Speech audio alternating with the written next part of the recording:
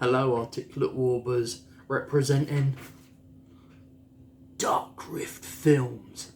I mean, Caps and I, we don't really go. Look at me, I look like a right idiot. Dark Rift Films. But I'm not going to be reviewing anything related to Dark Rift Films. Today I'm reviewing Piercing, a film adaptation of the cult classic novel by Ryu Murakami, Piercing. Now, I'm vaguely familiar with the works of Ryu Murakami.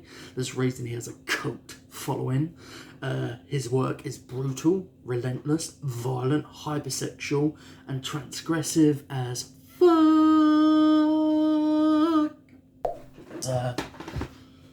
I have it to hand, and I need to somehow figure out what the fuck this film is about. Reed, Christopher Abbott, is going on a business trip and he's got everything meticulously planned. Check into a hotel and kill an unsuspecting victim. Only then can he rid himself of his devious impulses and continue to be a good husband and father. But he gets more than he bargained for with volatile cool girl Jackie, Mia Wasikowska. Before the night is over, a feverish nightmare will unfold and Reed and Jackie will seal their bond in blood. Yeah, the film is kind of that. A man who is infatuated with the notion of killing, plagued by memories or delusions of piercing a woman in a very particular point on her body. The film is relatively short, 78 minutes, depending what region you're from. Don't ask me why certain films in different regions are longer or shorter. It felt like an eternity. This film, with the quotes, state one of the most exciting films of the year. Sexy. I mean, Mia Wasikowska, she's quite an attractive woman, but, in her career, she doesn't really go beyond the boundaries that really can validate sexiness. Brutal. I mean, brutal on the senses in it's far too long for a far too short film. Disturbing, relatively, not one to be missed. Look, I'm going to be honest, I didn't like Piercing. I don't like the films. Yes, now films. I didn't like the previous film that I watched by Nicholas Pisces. How should I pronounce it? Nicholas, let's go with. I watched the reboot, rehash, requel, produced by Sam Raimi of The Grudge, and that was snooze-inducing, ugly. At least this movie is gorgeous. Beautiful cinematography, set decoration, and direction. I like the old grindhouse aesthetic, but it's been done to death over the years, so it's quite nice to see that reintroduced. Other than that, shallow waters to be trodden.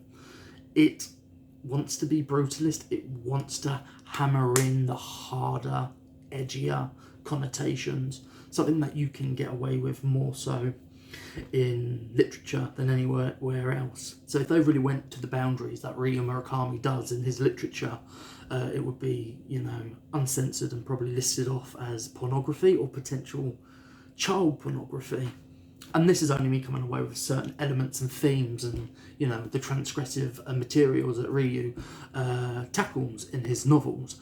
So, you kind of have to tread lightly. In this sense, it does. It can never transcend in any way. I don't want to see paedophilia, child pornography represented in any film, even in the name of transgressive art. There's enough sickos and paedophiles in this world that, we don't want people to be like, it's alright when it's in fictional films and it's making a point. If you're a nonce, you're a fucking nonce.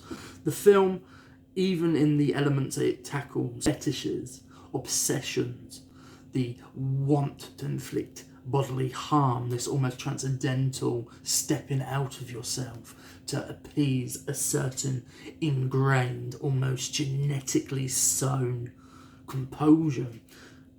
This film is odd, it's strange.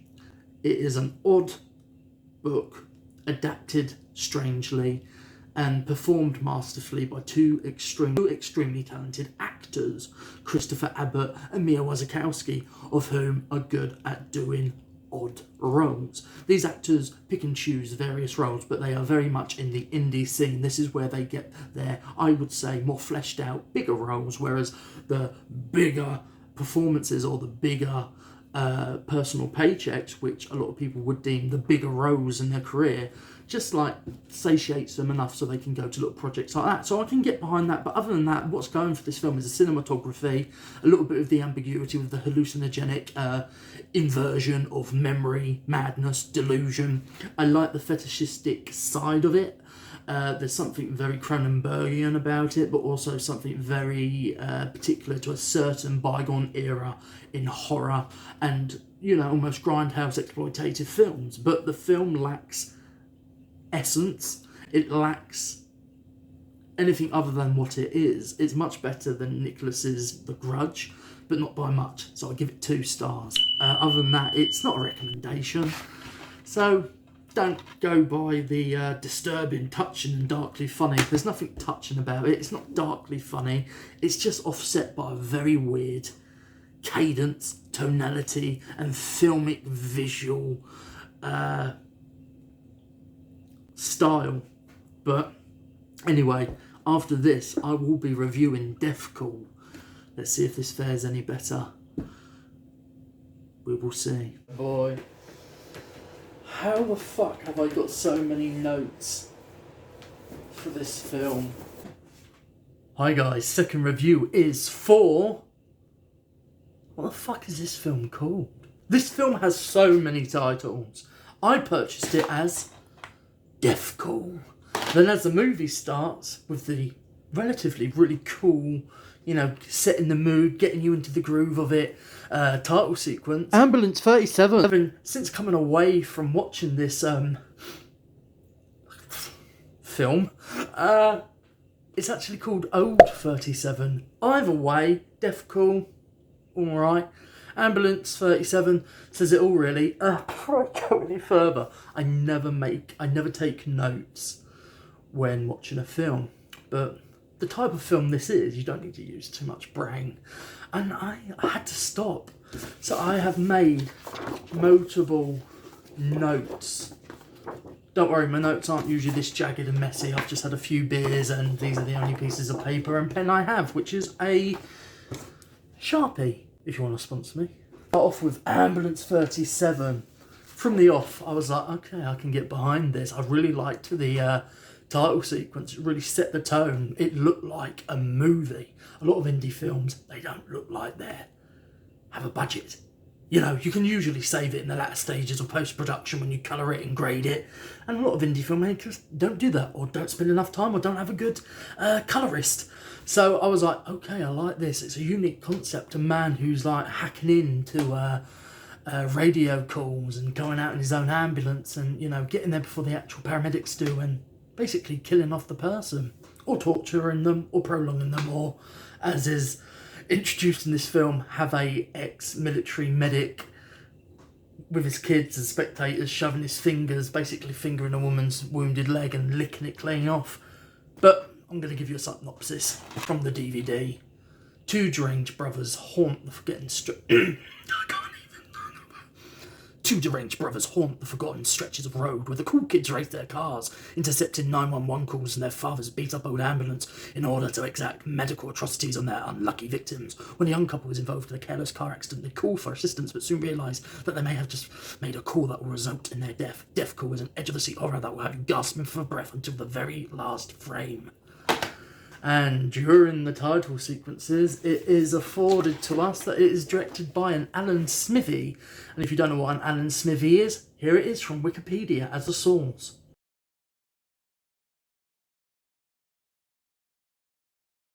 So it's people who basically are like, I don't want to be associated with this film.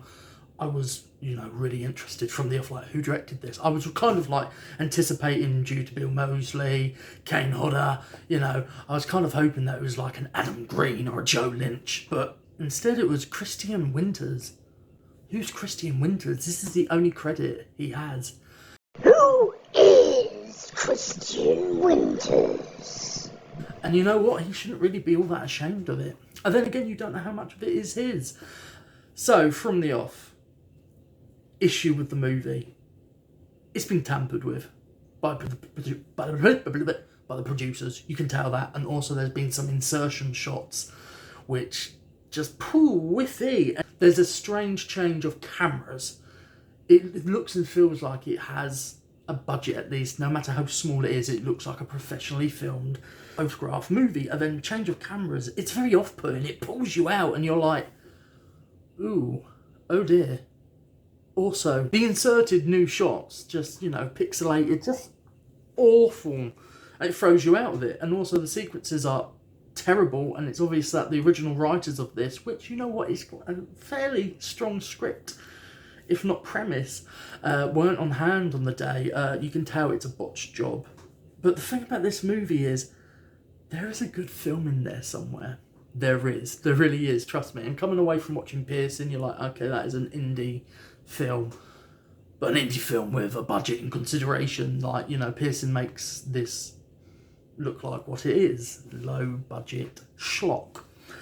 It's got Bill Moseley, it's got Kane Hodder. I'm a fan of Kane Hodder, his personality, and he has a lot of abilities. He's very down to earth, got a great sense of humour, and doesn't mind taking the piss out of himself. And as well as having a commanding presence, he can make you sympathise, as will become evident in the latter half of the film. And then that's kind of undercut all of a sudden.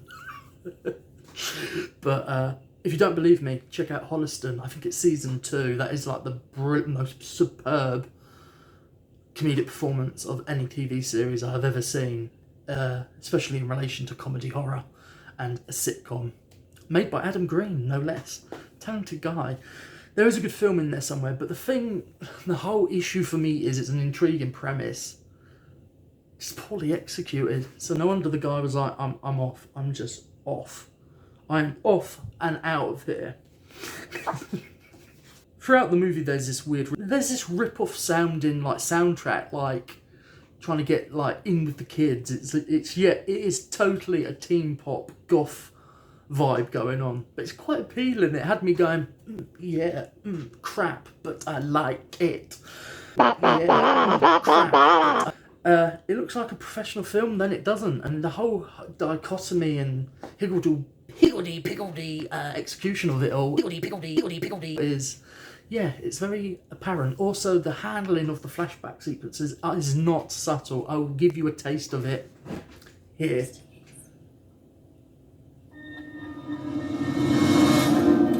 Cringe, right? But then they do something in the latter half editorially that's very in tone with what they established with the title sequences, with the sound effects, the soundscape. It's very tonally what the film was trying to be. It was trying to establish itself as being with the flashbacks. But you know what? It's a film full of good ideas. It's real good logline. Don't worry, I'm a paramedic. It's like, don't worry, I'm a doctor. That line is thrown out multiple times, and you know the connotation is it's quite weighty for the characters. I love the whole bitchy high school theatrics and the corny narrative. It just works in the film's favour. But there is something about this film where a lot is left to be desired.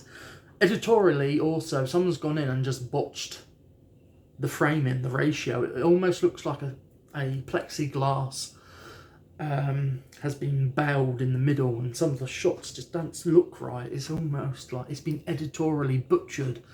And the only thing that I can really give reference to is like when Joss Whedon came in and re-edited Justice League, and he completely brutalised.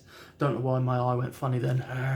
But I can shove my bottom eyelid into my eye. Joss Whedon butchered the ratio aspect that Zack Snyder set up. This is no comparison, but that's all I can pull out of my head at the moment. The good thing about it, the car sequences are pretty good. Quite tense, well directed, well photographed. You know, when this film works, it works. It looks good, it goes at a good clip. And the makeup and effects are sensational, if and when there are any.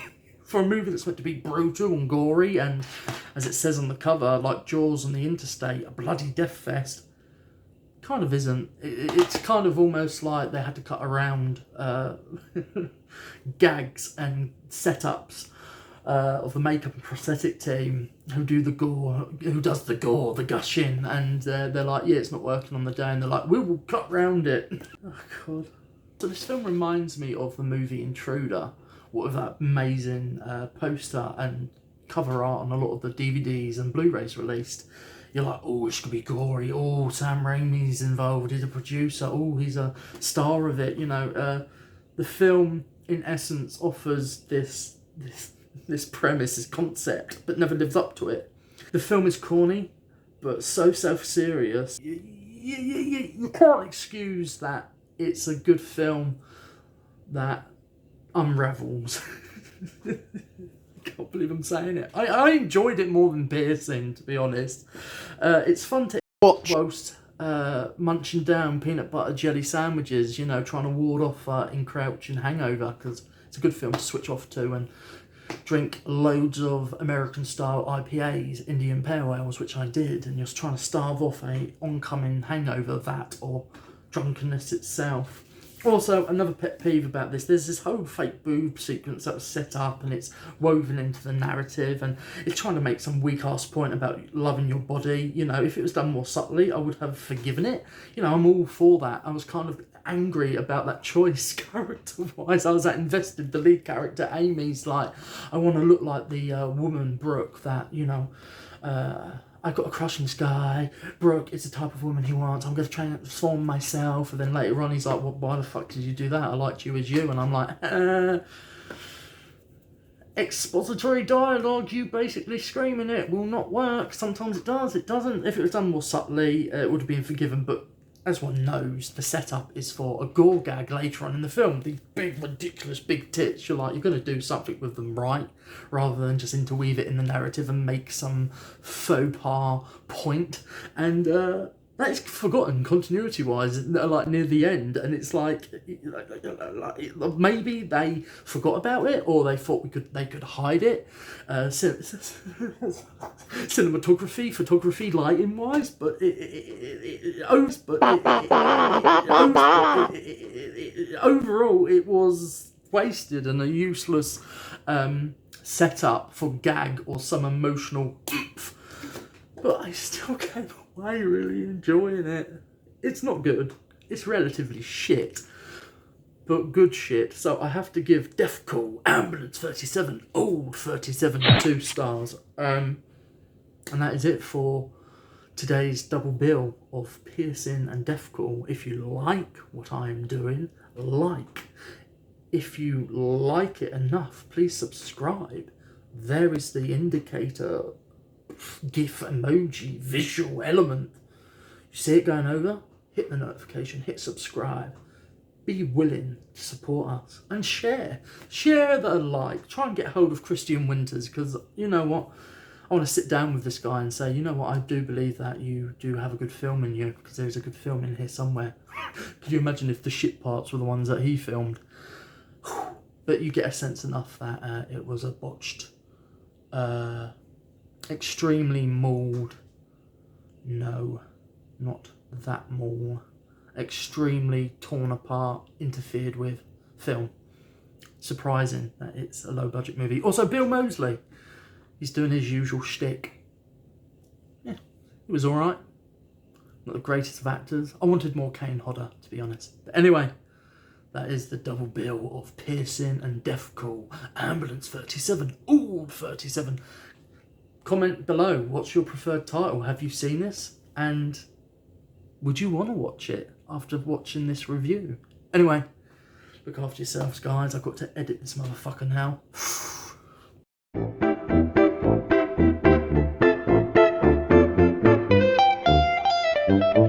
The insertion sorts, or the insertion shot, the insertion, representing.